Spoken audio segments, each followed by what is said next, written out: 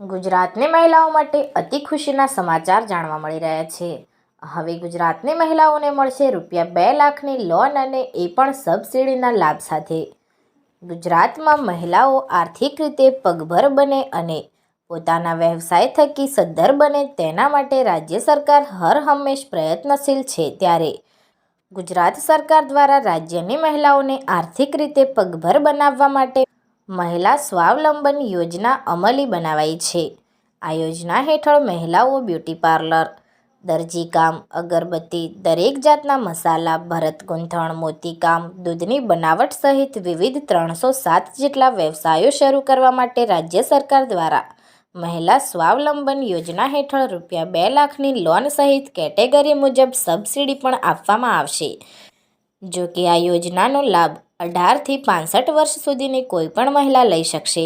આ યોજનાનો લાભ લેવા માટે કુટુંબની વાર્ષિક આવક 1.5 લાખ અને ગ્રામ્ય વિસ્તારમાં 1,20,000 હોવી જરૂરી છે। લોન લેવા માટે મહિલાઓએ પોતાના જિલ્લાની મહિલા અને બાળ અધિકારીની કચેરીએથી ફોર્મ મેળવવાનું રહેશે।